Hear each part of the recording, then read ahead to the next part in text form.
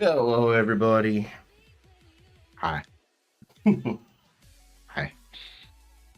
Hi. We're here. What we do. It's Wednesday night, and you know what that means. It's Top Rope Tokes. We're here to talk with you about another episode of AEW Dynamite. I'm just saying, that guy over there. Range of motions, baby. And tonight, we had the return of one of my favorites and a party to end the show. Jeff Cobb. Finally, Jeff Cobb was back. the return of Adam Cole, baby. We have been to two different AEW shows so far, and I've yet to be able to see him, so I cannot wait until May to be able to be in that crowd and go like this and yell at the top of my lungs. Mm-hmm. I am happy that we are like a half-foot difference in height, so that way you won't be able to scream in my ear.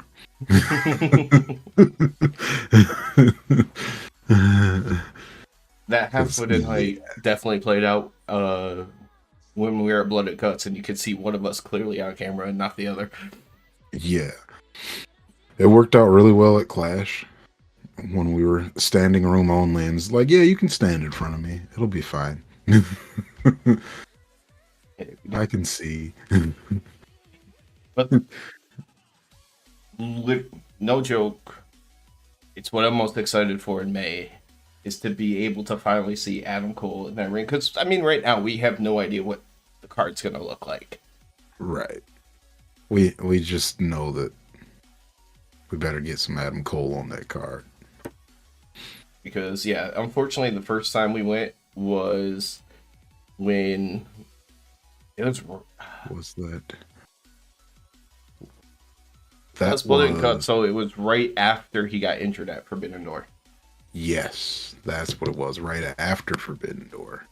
I forgot that was after Forbidden Door. Yeah, because we were excited that we might get some of the fallout from it. Yeah, that's what it was.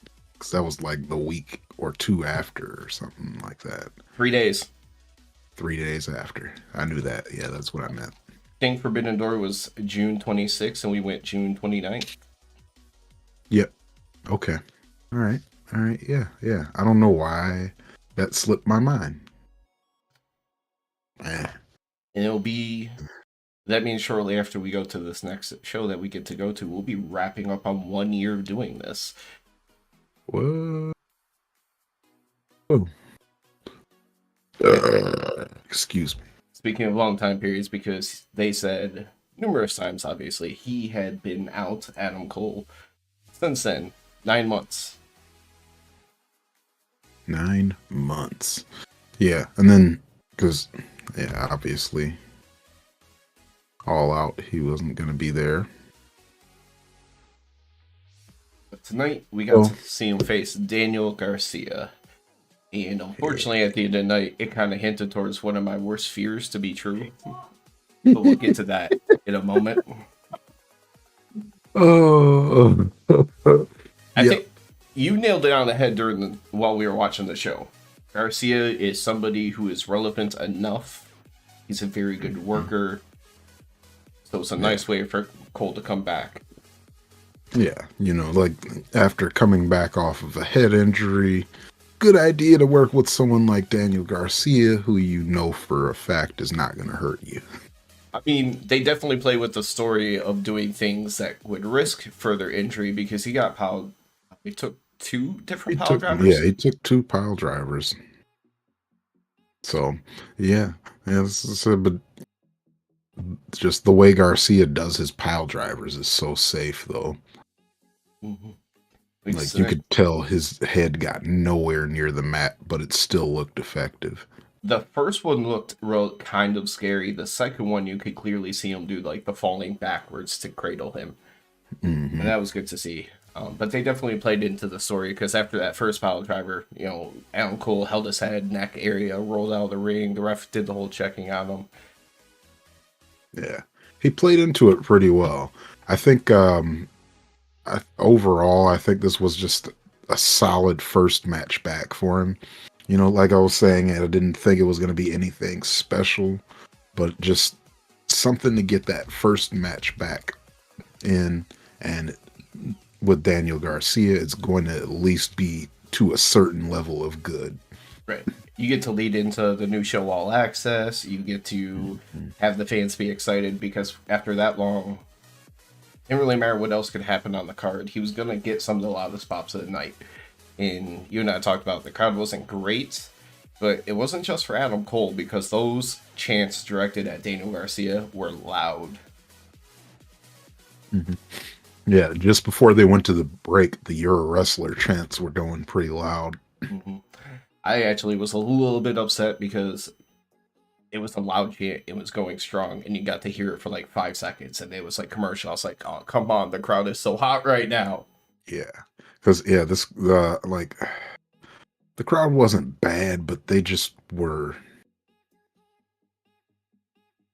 Or either at the very least, they didn't appreciate what we saw earlier. Because I thought that we had some good matches on the card, and it seemed like the crowd was just like. I mean, they looked kind of like a Rampage crowd. I mean, I don't think we had anything amazing match-wise to get excited for on tonight's show in terms of like dream matches or anything in that regard. But overall on the show, very good for storytelling and everything. And this match was just simply, you're excited for it because Adam Cole's returning. It's not like, oh my God, I need to see Garcia versus Cole. I didn't. Yeah. Or Orange Cassidy versus the Butcher. Hey, that was a sexy match, okay? There was sexy stuff on this card, but I don't know. But yeah, Adam Cole Garcia, you just putting Adam Cole's first match on the card, you didn't really even have to do much. Just because people were so ready to see Cole again. And then and I say people, I say me. People were ready. In the logical thing is Adam Cole wins, which he did. You and I were talking throughout the show, like a lot of these shows a lot of the matches had obvious outcomes, and I was like, I could see them in the main event possibly ruining Cole's comeback just to build a story. But yeah, we kind of got that, but we kind of didn't, because Adam Cole won after a Panama Sunrise and then lowers the boom.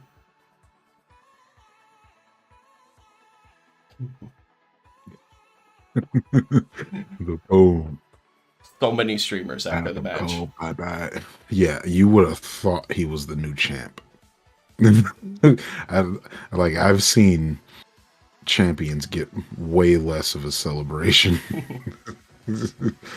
I equated him to like a fork in a plate of spaghetti, because after he'd been standing in there for a while, you could see that it twirled up around his legs. He just had like a big chunk. Yeah, that's pretty much what he was. And then Britt had to wade through the sea of streamers to get to him. But yeah, this was like that whole triumphant hero end of the movie kind of thing going on. Like, he wins the match, his lady comes on down, he gets the big kiss, and they're both covered in streamers, looking like they're about to trip over him.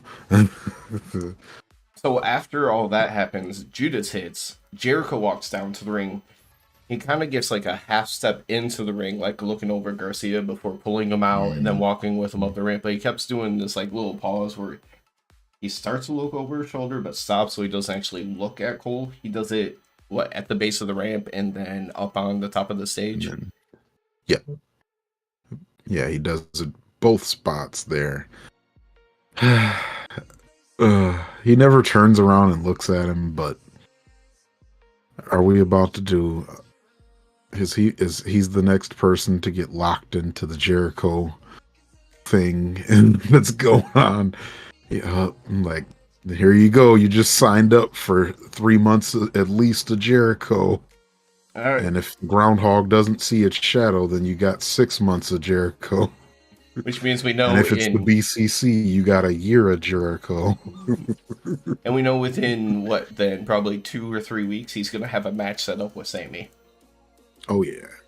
Actually, Sammy's kind of involved in a lot of other stuff now. They might start to focus in on him on other things. That's true. They might just, especially since the Hager hat is over, they might just use Hager a little bit more. And it's Hager's hat, not even Hager. That's great. Hager's hat is over, not Hager. I'll be interested to see what a promo battle between Jericho and Adam Cole looks like. Mm-hmm. But as you said, I do not need it to go for 6+ months. So hopefully whatever happens, it's done by Double or Nothing. Yeah, because Ricky had the shortest feud with Jericho, and that was 3 months. So hopefully nothing that crazy, but we're not going to... Even though Jericho, talking-wise, isn't as exciting as it used to be for me, and the great ones don't feel like they happen as often, the two of them combined could be pretty good.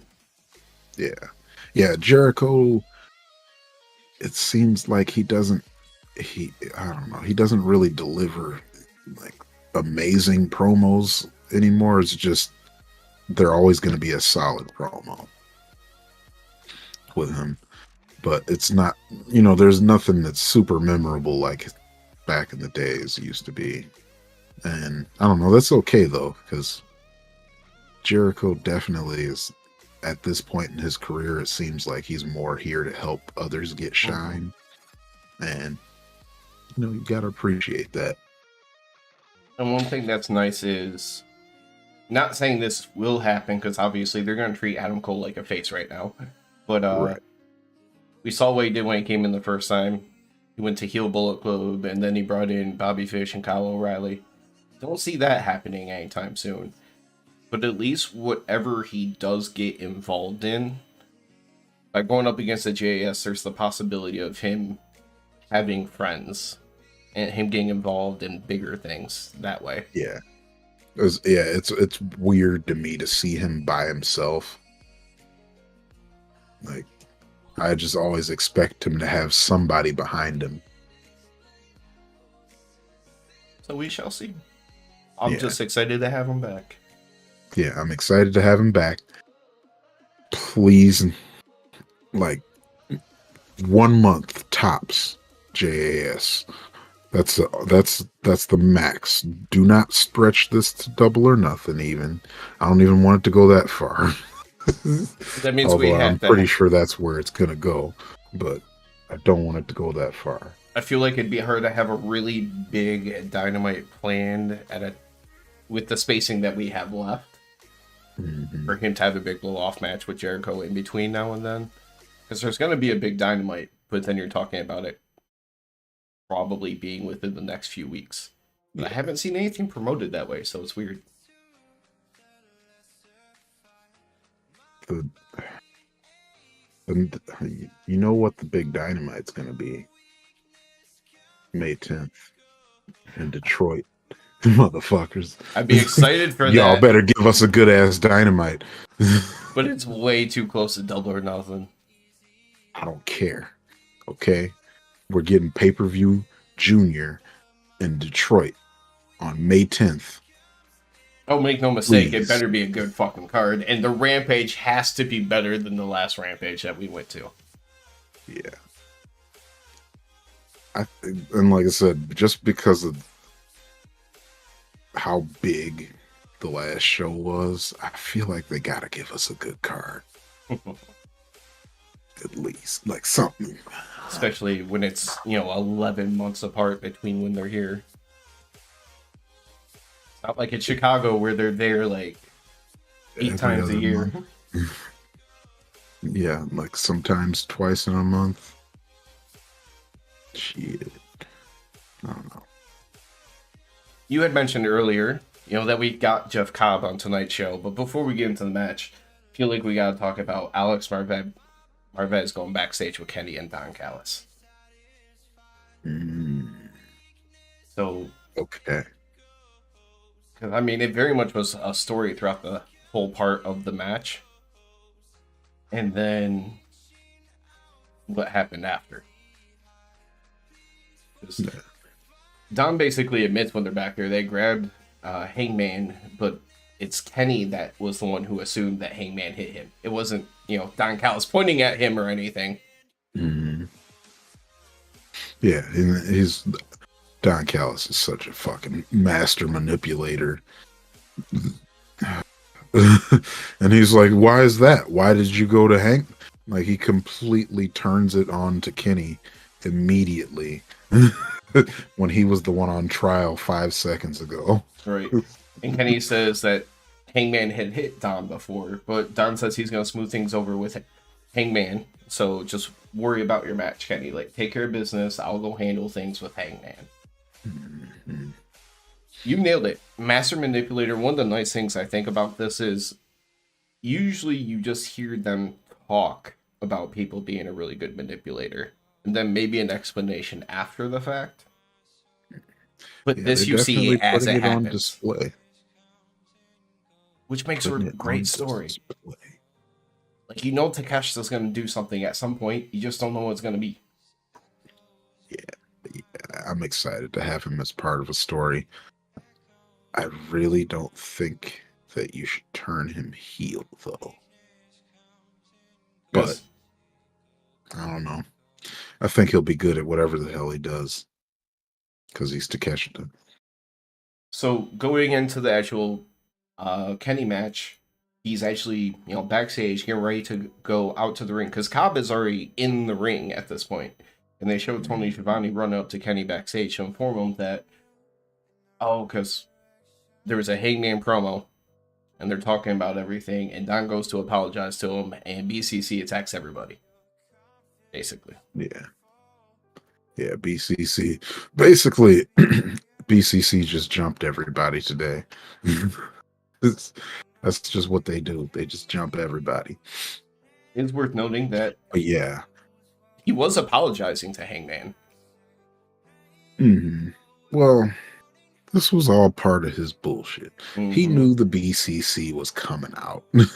It's gotta be where it's going. He was gonna, I'm sure he paid them to pop him or something like that too. Make it convincing. Because he only took one shot from Mox after they laid out Hangman. Yeah, they laid out Hangman and they popped him one time, and then he's magically bleeding everywhere, and then they tell Kenny, oh, Don got attacked, so that way Kenny just hears, oh, Don got attacked. He doesn't hear the BCC attack Don, so now he's going to be thinking the entire match, oh, Hangman attacked Don Callis. Don Callis, you bastard, you. So outside of that, when we actually get to the match, Kenny comes out. He has taped up ribs from his battle before. Being the bigger, stronger opponent. They played that story a lot. Kenny couldn't knock him down with strikes and stuff like that. While Jeff Cobb just slammed and suplexed him all over. Yeah, it was pretty dope for me. Jeff Cobb can really move for a dude that's kind of shaped like a basketball. He's a brick wall of a man. Yeah. God damn. Like that moonsault that he did, it was effortless. Yeah, I understand, like, Dante Martin making things look effortless, but Jeff Cobb looks like he has swallowed Dante Martin. Exactly. Like, he ate Dante, and then he did a moonsault right afterwards. He's like, Kirby, I absorb you, but take your powers. Yeah. But I keep forgetting what that, what his, like, swinging slammy thingy is. The reverse power slam? Yeah. Like the Fisher, Tour of the Islands. Tour of the Islands. That's what it is. Yeah. I love that move so much. So sad he didn't get one off. It's one of those things because we've seen it so often go the other way that it feels like when you see it the first few times, you're like, this doesn't seem like it makes sense. It's like, did someone hit reverse or something?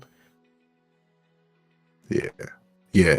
I don't know. I love it. It looks, because it's like what you, they were talking about it way too much on commentary, but it really does take a ridiculous amount of core strength to twist your body with another man's body. Hey, honestly, like, even outside of Tour of the Island, some of the suplexes that he was hitting, the torque and the way that he was spinning around, like, there was a normal, like, back suplex where he, like, you think he was gonna fly off and, like, do a helicopter spin, like, there was that much torque on Kenny. Yeah. Jeff Gotti. That dude's strong as hell. I don't know what his ceiling is, but obviously he's going to be someone who's going to be relevant for a while. Mm-hmm. Maybe mostly in New Japan, but yeah. I don't know how his promos are, so it might be a New Japan kind of. But yeah, that's why he's got some of everything.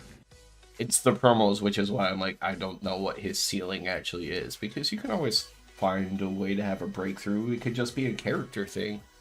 Mm-hmm. Yeah.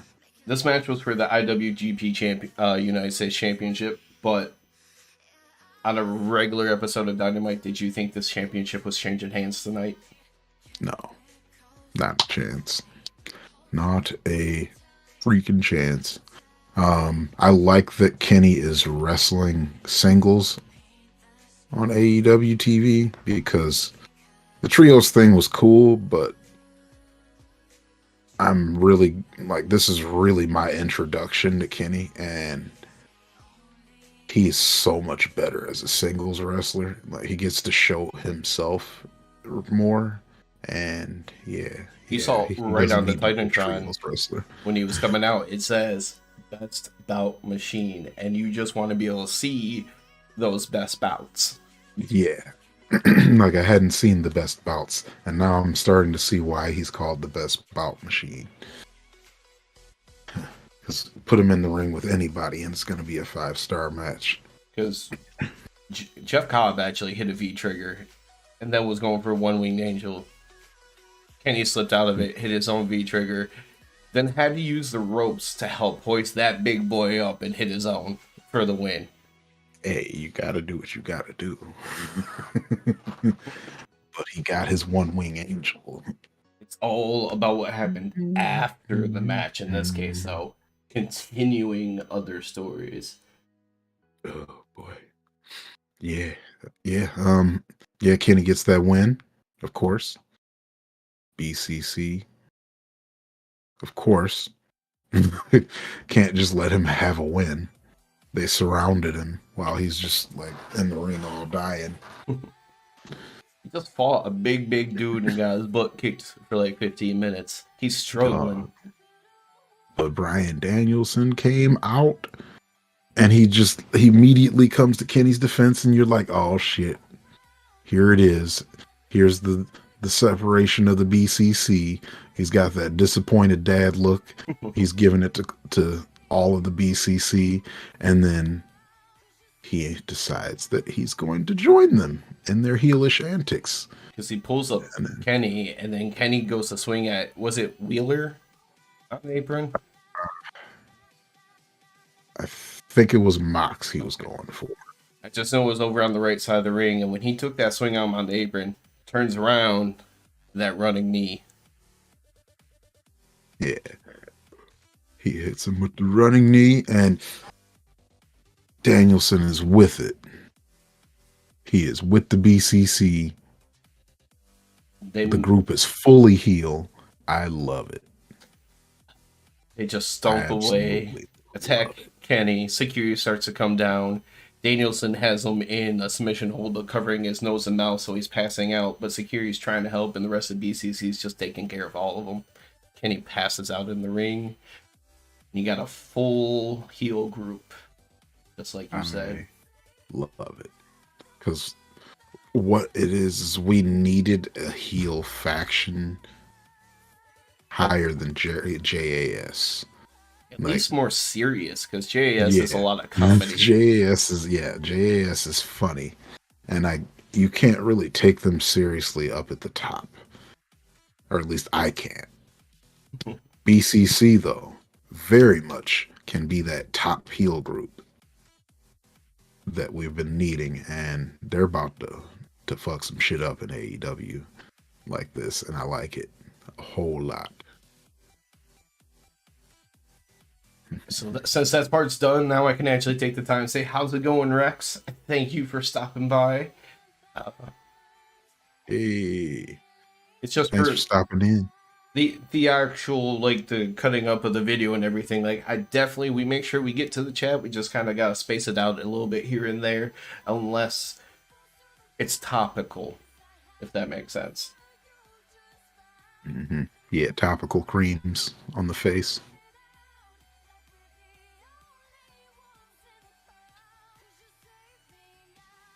I guess we could also throw it in there. They're open. As open as they go. Mm-hmm. If I smile, I do definitely squint. I can't help that. It is what it is, man. We top rope Tokes. Should have just thrown in Dalton Castle and the boys versus BCC. I was just thinking about that. Because that should have definitely been a part of that. You can talk about it now. But it was over so quick. BCC attacked Dalton Castle and the boys as they're on their way to the ring. You know, I didn't like this. As much as I'm down to make the BCC look stronger, I just don't like especially a team that's, even if it's Dalton Castle and the boys, as wild as they are, like as ridiculous and flamboyant as they are, this is still a former champion team, and they just were like, they're nobodies. I will say there's strategy behind it, because they just neutralized Castle and one of the Tate twins on the outside of the ring, and Claudio just destroyed one of the other Tate twins in the ring for the win. This match, went 2 minutes? Maybe so. I looked away, and the match was almost over already. So I didn't even see how, or I didn't even see what happened to Dalton Castle. I just know that he got attacked at the beginning of the match. I didn't know what was happening to him on the side. I forgot who Yuta had, but he had someone in submission on the floor at ringside, and he was just holding them in it. Yeah, he had the other boy. He was sucked in the other boy. Yeah. Yuta was holding on to the other boy very tightly.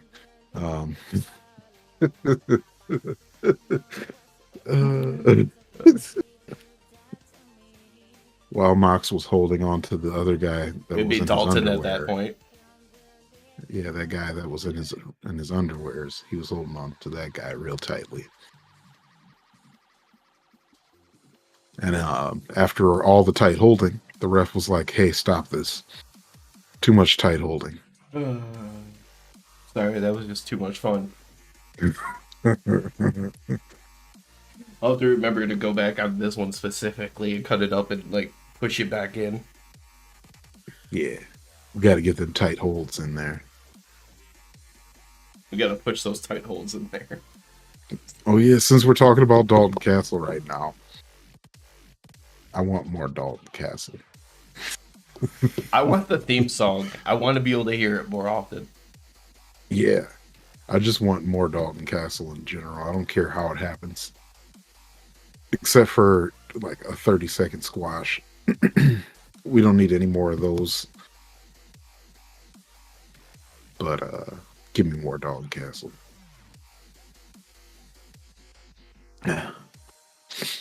I don't know how I feel about this, but I'm going to refer to this next match that we talked about as Jack Perry versus Matt Hardy. So they're trying to go away from the Jungle Boy name. I'm trying to acknowledge it, but it feels weird. He's still Jungle Boy and forever will be. It's Jungle Boy in our hearts. Up against Matt Hardy, coming out with Ethan Page, who we got to see last Saturday night. In the community post, you can see I got a picture with him. I was cheesing so hard, fanboying. Hey. So the fanboys gotta have their time, man. The heels did the heel things. Ethan Page was involved. Eventually, Hook came out, took care of it, even the odds, and Jungle Boy was actually able to get the win after over Matt Hardy. Kind of exactly what you would expect to happen, right? Right. Definitely what we'd expect to happen here. But building up on the 4 promo situation, or the 4 pillar situation, during the course of this match, we actually saw Darby watching the match. We saw Sammy watching the match. Well, we got MJF after the match. So apparently he was watching the match too. He talks about MJF or Jungle Boy being right that his job is a joke. All he does, he barely wrestles, he obliterates the fans, and he picks up fat paychecks. I mean, when you put it that way, yeah, his job is kind of a joke. That's pretty damn good. I would like a job like that. That'd be amazing. But then, I mean, he's also got this busted up eyeball that he's had for like a month now, though, too. So after that's when he starts to actually give Jungle Boy a lot of respect, right? He kind of goes back over Jungle Boy's promo about how you're right, our careers went different ways. I thought we were going to scratch and claw, be the future, blah, blah, blah. He said, but the people never even said thank you for all of that. Then the fans start going crazy. He's like, it's too late. I'm like, he's actually making pretty, like, he's putting him over respectfully, but he's still kind of being a heel, and it was working pretty well. Like, I like this whole promo back and forth between them. Yeah, I like that they were playing into that there's like a decent history between the two of them. Like, they want people to know why this is important. Yeah, he's like, Jungle Boy, you have every right to be pissed, but not pissed at MJF, be mad at yourself. Says he even shook his hand after their double nothing match. But that's when Jack Perry ends up on the mic eventually, and he says, you're right. Like, but your advice to me was nice guys finish last. That was the last of my notes, so I have to go off memory and work with you on this part. Yeah. His advice to him was nice guys. Yeah, and then he did the sorry. He did the whole babyface thing of, I'm gonna make it on my own. I'm gonna do it my way. And I'm gonna be able to wake up and look at myself in the mirror. Because, like, MJF even points out that, you know, Jungle Boy kept going. He hooked up with, that's bad use of words, but he ran with Marco Stunted Height or whatever he said, Luchasaurus. Then it was Christian KJ pointing out how bad of a decision that would be. So, like, it was playing up pretty well. But the best part about this whole thing, you know what? Screw it. I'm putting this as my hit of the night just because it amazed me. It fucking amazed me. Okay. Jungle Boy cut a pretty solid promo, right? It was actually pretty good. MJF went totally fucking meta with it. Like, he knew this, like, the whole plan and everything. He congratulated him on him being finally able to talk and finally doing a good promo. And it just started cracking me up because if you're like me and a lot of other people watch at home, that was my first thoughts too. I'm like, dang, Jungle Boy can actually talk tonight. Yeah, that was the first good promo from Jungle Boy that I saw, or in my memory. Definitely his strongest and the first one that's gonna stick with me a little bit, because his promo was so good that MJF had to cut low. It was like, oh yeah, and I talked to Anna J, and she says that you don't got it between the legs. Yeah, you called him weak mentally, physically, and between the knees. Yeah, there we go. And between the knees. And then, of course, that makes Jungle Boy attack him because, yeah, you know. You know what? We talked about this recently. We hadn't seen Anna and Ty on TV together in a while. Like they had been, right? Right.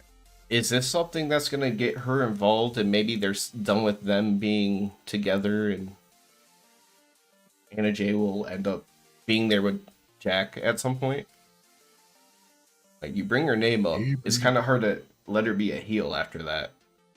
Unless she was to like split from Jungle Boy in story. Yeah, because she kind of hasn't been around JAS in a long time either. Yeah, they could just, as you don't really need to do too much of a story to the split. Just like, she left JAS and she's just hanging with her boyfriend, like what young people do. Like, because at this point, literally, all you have to do is have MJF, like, beat Jungle Boy to a pulp one day in a brawl or something like that, and Anna Jay come check on Jungle Boy. Yeah. Yeah. It was just my thought since she hasn't been around for a while. Mm-hmm. Yeah. I don't know. Yes, that would be... I don't know. I think that would make sense if she just came back and scrapped her whole "I'm choking everyone out" thing. Maybe because I'm tired. I don't want to see her do the "I'm choking everyone out" thing anymore. But make Jungle Boy deal with her being crazy. And that's her promo segments, is that she's losing her mind. Yeah, she's a little crazy. She was hanging with the JAS. Jungle Boy can help her. Maybe. Very maybe. Next match that we had on the card, I don't even know how much I want to talk about it because this was one of those foregone conclusions that you knew for the most part how exactly it was going to play out between Orange Cassidy and the Butcher for the International Championship. Yeah. I don't know. I mean, it was good for what it was. It's just what it was exactly what you expected it to be. Yeah. Yeah, definitely. Because I like Butcher and Blade, but they are exactly where they need to be, I feel like. And this was a good kind of filler thing here, just to keep Orange Cassidy winning, just so he can keep up this whole, like, he's kind of like becoming the best champion that AEW's got. Should have lost to Jeff Jarrett. No. No. Nobody should lose to Jeff Jarrett. Jeff Jarrett should lose to Jeff Jarrett. That's the only person. So Orange Cassidy comes out alone. Butcher and Blade were out there already. They end up attacking him like before the match even starts. So the ring, Blade gets kicked out before the match even starts. Yep. Kicked out. He wasn't there. You would think at this point, if you're a ref and you kick somebody out from ringside, if 5 minutes later in the match you see that person back in ringside, it should be an automatic disqualification at that point. Like, I kicked you out, don't come back. Yep. Yeah. I think we're gonna get to my complaints on the refs later. But yeah. I got some issues with the AEW refereeing. He had basically the same situation in this match because Wayne does come back down. There's that little spot that gets the ref all distracted, which allows Blade to hit him, Orange Cassidy, with a crowbar. Best friends come out. They fuck up the blade, end up hitting the Butcher with it while the ref's still messed up, allowing Orange Cassidy hit the beach break for the win. Hell yeah. I love that Orange Cassidy is this baby face that isn't afraid to take what he can get. Because usually baby faces are like, no, we have to stand face to face. Like, I have to beat you while you are looking at me. And Orange Cassidy's like, nah, I just want to win. So I just realized something. We're going to see the Best Friends on TV twice this week, which is exciting because I hope they start to get used more. Oh, yeah. They had this brief little appearance tonight, but they're going to have a match with Kings of the Black Throne on Friday, which, I mean, means they're going to lose.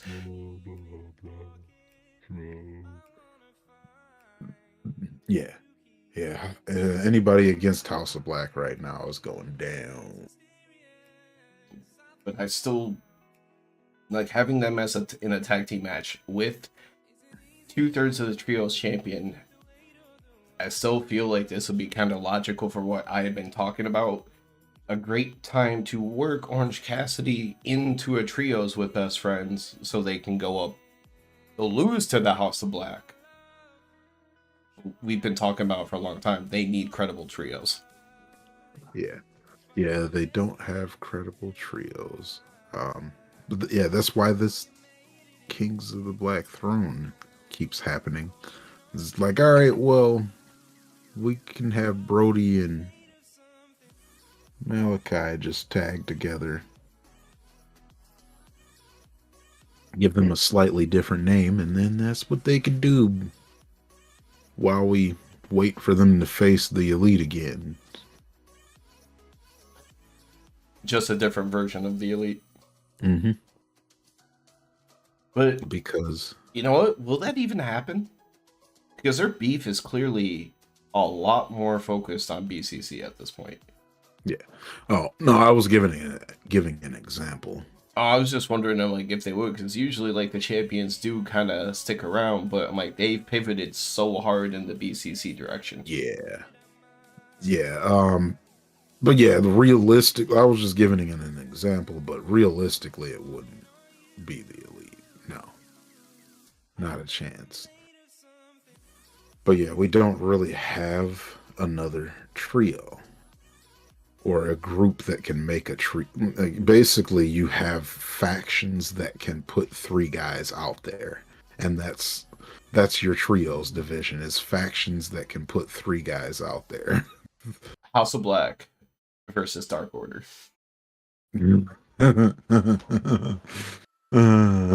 Considering both of their kind of themes and aesthetic, I believe it should be on Dark.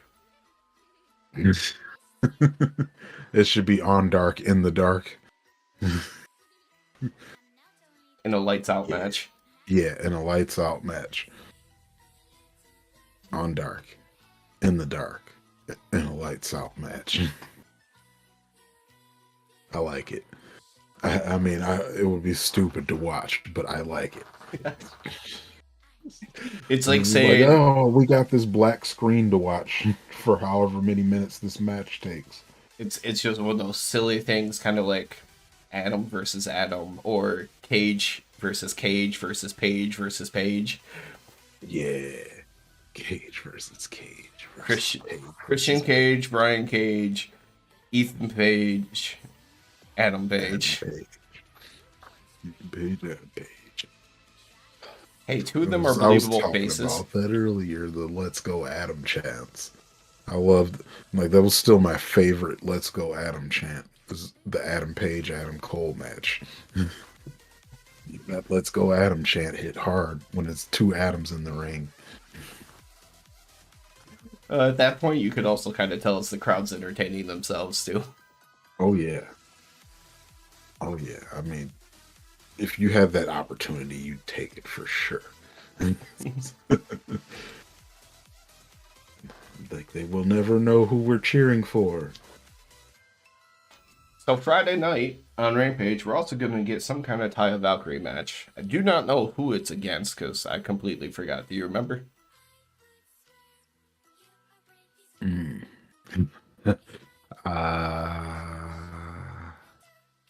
Either way, she's gonna win, and she's gonna win fast.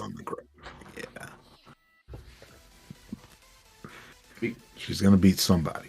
And it's all gonna be in the purpose of pursuit of their story with Jade, because we had a Jade video. Because that's about all we get. Yeah. Yeah, Jade's just mad because Ty be using her shit. Or at least Jade thinks it's her shit, but Ty has been wrestling forever. But Mark Sterling, his nose is all messed up, so he's got an assistant now. And she's going to be the one that's going to be there when Taya uses Jaded on Friday, because she's definitely going to use it. Yeah, and they're going to sue Taya. So basically the same threat. Yeah. Hey, Mark Sterling he stays consistent, okay? He makes sure that nobody gets over, all right? Can't get over on him. Can't do it. Although I feel like everyone in the world's gotten over on him. Man, it's like you got me to cheer. People get over. You got me to actually be happy for Wardlow when we finally got to see Sterling take a powerbomb. Yeah, that's what I said. That's what I said. He's gotten people over. He's just nobody's going to get over on him. That's all. So, of course, this ended up happening right before the women's match on tonight's card, because they like to throw everything's women related into like one 15-minute block. And that's it. Well, I mean, we had some rock hard juice in between, at least, to cool us off.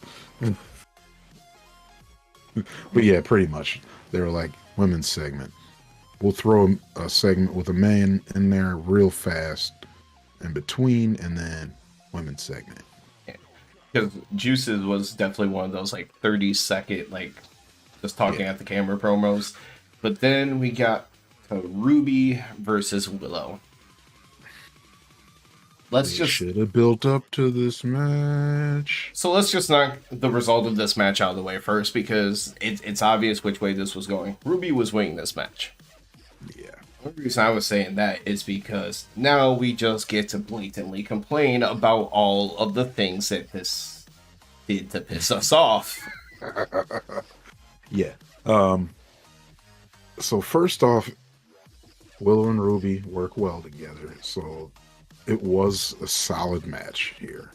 But there should have been some kind of build to this, as AEW, you gave us these two as a tag team and we all loved it, and we all loved it. So them splitting could have actually had a story to it, but no, there's no story to it. It's just Ruby has gone heel, and her and Willow can't be friends anymore. Like, literally, all you had to do in the last few weeks was have a video of them having like a face-to-face interaction backstage, one-on-one, or something like that. But there should have been more of a story than just small little things that you saw when the two groups brawled or whatever. Like, they should have been something. Yeah, it could have been a lot more. This was definitely the kind of match that you could have got us hyped for. Like, there should have been a promo somewhere in there at the very least, just to reiterate for everyone, because instead of having commentary tell everyone all night, oh yeah, Willow and Ruby, they were a tag team, they were friends, they were a tag team, they were friends, it would hit much harder if you had them deliver promos, especially with Willow's, just like, she doesn't have to say much, just like her facial expressions are perfect. Like, heartbroken Willow will break everyone's heart. Not only that, so we talked about the whole Jamie Tony situation where their whole promo battle was, we used to be friends and we hated it, right? Mm-hmm. Do you know who could actually pull that off and make it work? Yeah. Willow. Yeah, as I said, Willow. If someone can make that work, that's Willow. Because it's very believable that her character would just be heartbroken You do that to a character like her who is so normally positive and happy, it makes sense. It works. Mm-hmm. Yeah. So now that complaint Let's talk about the match. I was gonna say, now that complaint number 1's out of the way. Yeah. Because but just solid wrestling throughout, of course, because Willow and Ruby are both really good. I feel like Willow has been putting a little extra into some of her moves. That Death Valley driver. That Death Valley driver. Put that hit up, night up. That was one of the nastiest Death Valley drivers that I've seen in a while. Which we've talked about that. Her power bomb and her gut wrench is one of the better gut wrench power bombs I've seen. But that Death Valley driver. That Death Valley driver was gross. And her spine buster right before that was crazy. And I didn't even care after seeing the Death Valley driver because that was so good. The pounce. Yeah. She pounced Ruby half the ring. So hard that Ruby basically hit the ropes that came right back at her. Yeah. Yeah, like she probably wasn't supposed to bounce back into the ring, back into her there, and they just had to go with it. But just the size difference between these two just made everything Willow did look incredible. I will say this, over the course of the match, besides the action, they really did work on the story of Ruby trying to play to their friendship but doing the heel tactics, blah, blah, blah. You had the other heel tactics, like early in the match, Willow was hung up in the ropes. Ref got distracted. Saraya popped up on the apron and hit her with like 8 knee strikes. And then Saraya went to do it again later, but Willow figured it out, backed out, and laid her out. So they told a story with the match. Willow's definitely getting hers in this. Like, she kicked out of 2 of Ruby's finishers. Sort of, because that's what her finisher used to be, but it's not her primary finisher now. Yeah. Yeah. Because it was the no future, the kick, but now she does the whole Bray Wyatt, Sister Abigail, Destination Unknown. Oh, yeah, that. Because she went for that later. Mm-hmm. But I don't know. Yeah, Willow did look really fucking strong, though. But here we go. We're about to get to my least favorite part, and that is AEW is really getting on my nerves, making the referees look just idiotic. Like, they have no idea what's happening at any time. Why do you even have referees in AEW? They got involved like 4 times, 5 times. It was crazy. Yeah. And Aubrey just watched it. And then Aubrey's usually the ref that doesn't take shit. And she watched it happen multiple times and just was like, yeah, whatever. Yeah. So like, usually you at least kick them out. Like you're banned. Right, or for a long while, they had different characters within the referees. Like Bryce Remsburg was the one who he would miss a lot of things. Mm-hmm. You had Rick Knox, who was typically so like overwhelmed because he was in the tag teams and the trios matches. Aubrey was the one who stood up and took no shit. Mm-hmm. Yeah, that's why I was like, that didn't really make sense because Aubrey has a character herself. And it didn't make sense for Aubrey to just be like, yeah, whatever, go ahead. Yeah. Like, that's not Aubrey.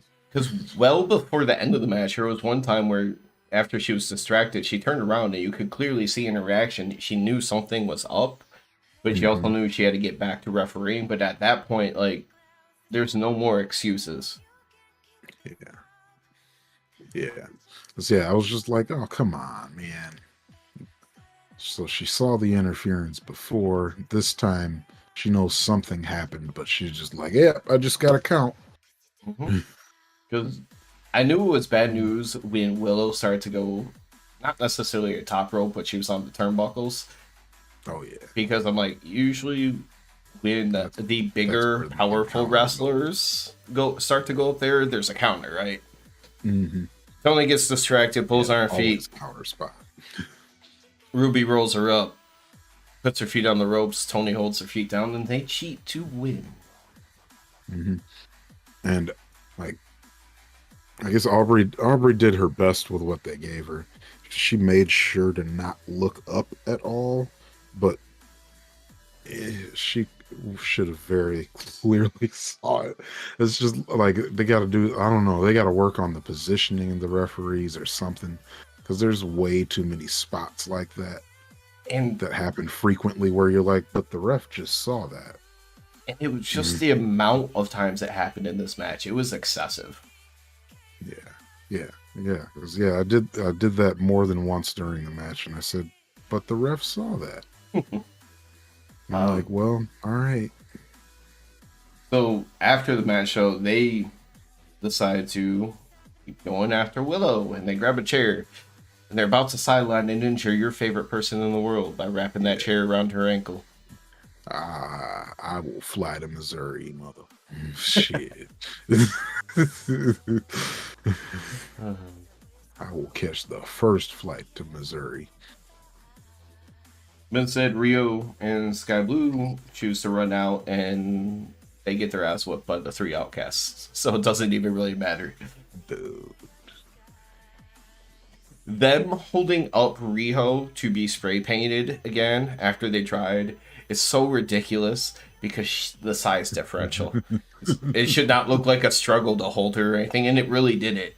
But then the women's champ came out. Yeah. There we go. We got a good moment for Jamie here. No Britt. She did it all on her own. Yeah. Yeah, Britt was busy getting ready to celebrate with Adam Cole later. It wasn't too much later. It was the next match. That was immediately after, yeah. But yeah, Jamie whooped all their asses, cleared everybody out. Love that they made her look strong here. And then their little standoff with Rio. Yeah, the standoff with Riho at the end, with Jamie like up here and Riho down here, and like if you guys fought for real, Jamie would eat you alive. This would be like it basically looked like if a middle schooler took a trip to a college for a basketball game, and he's like, yeah, that's where I want to go, and then he tried to challenge like the starting point guard. So like here you have like this 6'3" guy, 5'2".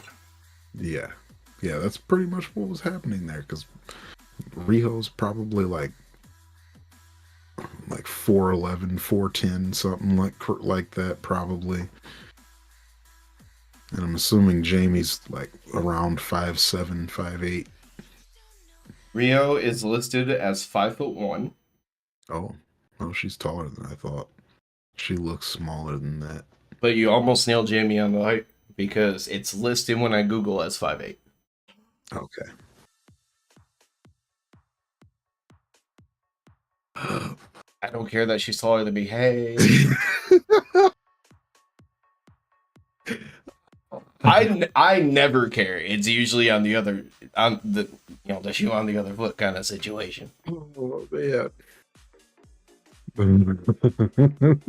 Still love Jamie. Hell yeah. But so what I was going to mention here, I love that they made Jamie look strong here. You should make Jamie look strong. Keep her looking strong, please. But who else do they add to the mix here? I will say real quick, though, because we don't know how great of a talker Jamie is yet, because she still hasn't done anything extended on the mic or anything. But just even coming out in this segment where she doesn't get on the mic or anything, she has in-ring charisma like no fucking other. Mm-hmm. Hey, I mean, that's why I like her as champion, even though she doesn't say anything. I think she's getting better. That's the crazy part. Yeah, I agree. She's definitely seeming more comfortable on the mic too. Um, she also, I mean, she didn't get a lot of opportunities, but when she is on the mic, it seems more natural for her now. But to where you're going with it, I would like to see that spot be Sheeta. Yeah, Sheeta needs to be on TV more. Just plain and where, simple. yeah, like go ahead and bring her on in for a bit and involve her because you clearly want everybody else that's not in that top 5 to look weak. Because, yeah, Willow's gotten beaten down a few times. Riho is the only one that's really not gotten the worst of it, but she really hasn't won Right? anything there either. She beat a couple of people recently, but then you got people like Sky Blue who's lost everybody. Yeah, and then that's when like Sky Blue's lost to everybody. So I have another option, but based on things that you believe are going to happen and the pay-per-view that's coming up and their injury timetable, Statlander would make sense as original when she returns. But if you were holding that belt onto Jade for Statlander, you need to go right into that whenever she's back. Yeah, because I don't know what they're gonna do with Jade. Because she needs to drop that TNT belt and move into the world title picture. I heard that she has shown interest because she like trains with Danielson and stuff, that she wants to go around the world and kind of practice and own her craft. So honestly, I'd rather when she drops that belt, go away for 6 months. Oh, yeah. Not period, like around the world, learn, but stay off AEW TV for like 6 months, come back, have a big ass return, big ass pop. Maybe even if it's just 3 months, but I'm not sure how much 3 months helps you learn versus like 6 months. Who knows? I don't know. She maybe she'll be able to go perfect a couple more moves.